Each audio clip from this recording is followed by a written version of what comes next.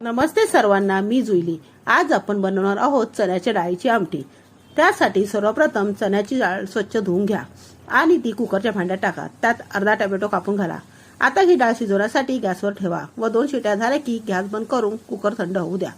त्यानंतर खलबत्त्यामध्ये अद्रक, लसूण व कोथिंबीर चांगल्या प्रकारे कुटून घ्या।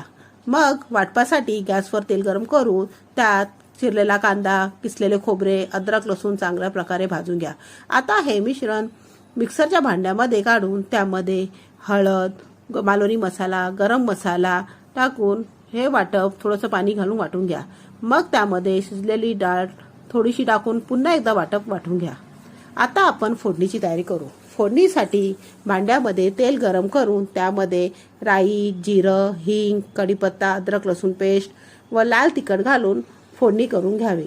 फोडणी छानशी झाली की त्यामध्ये वाटलेले वाटप टाकून तेल सुटेपर्यंत भाजून घ्यावे। मग त्यामध्ये शिजवलेली डाळ टाकावी व चांगल्या प्रकारे मिक्स करून घ्यावी व चवीनुसार मीठ टाकून आपल्याला जेवढे पाणी पाहिजे आहे तेवढे त्यात ओतावे व डाळ चांगली कढून घ्यावी। डाळ चांगली कढली की कोथिंबीर घालून सर्व करावी।